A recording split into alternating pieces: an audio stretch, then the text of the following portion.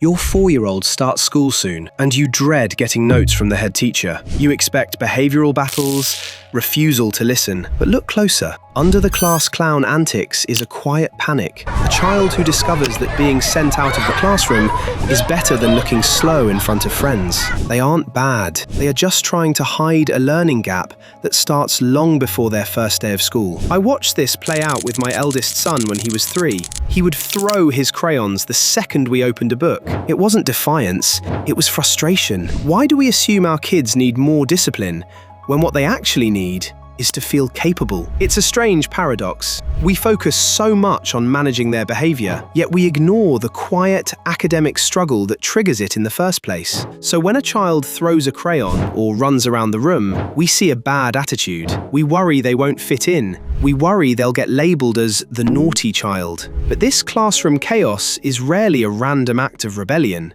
It is a highly strategic exit plan, a way to escape an academic task they simply cannot do. In a busy primary school classroom of 30 kids, children quickly figure out where they stand. They rank themselves. Nobody wants to be at the bottom. If they can't get attention for being good at the desk, they will get attention by breaking the rules. Because negative attention is predictable, it's safe. So they create a distraction. They get sent out. They avoid the worksheet, and their peers laugh instead of pitying them. We think we are dealing with a behavior problem, but we are actually looking at a child who is desperate to survive their first academic challenge. Because being seen as the class clown or the troublemaker is a powerful defense. It is a shield. It lets a child tell themselves and their friends, "I didn't fail because I couldn't do the work. I failed because I didn't care." It puts them in control. Once a child adopts this identity, timeouts and gold stars stop working. The threat of parent-teacher notes loses its power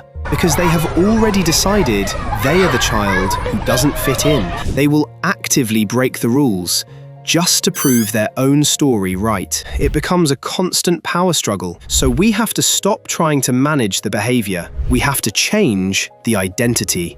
We do that by making sure they feel capable before they ever walk through the school gates. When they know how to read the words and count the numbers, the clown mask simply isn't needed anymore. Ultimately, your child's confidence doesn't start with how they play on the playground. It starts with how they feel when they sit at the desk. You want to protect them from the anxiety of falling behind. You want them to feel secure in who they are. That security comes from real capability, from knowing they can learn anything. We built 11T School to help you build that capability at home in just minutes a day. No flashing screen games, just quiet, voice-guided practice that ensures your preschooler never faces a learning gap. Give them the self-belief to handle the classroom, so they can focus on being a child. Because school moves fast, but they can start prepared.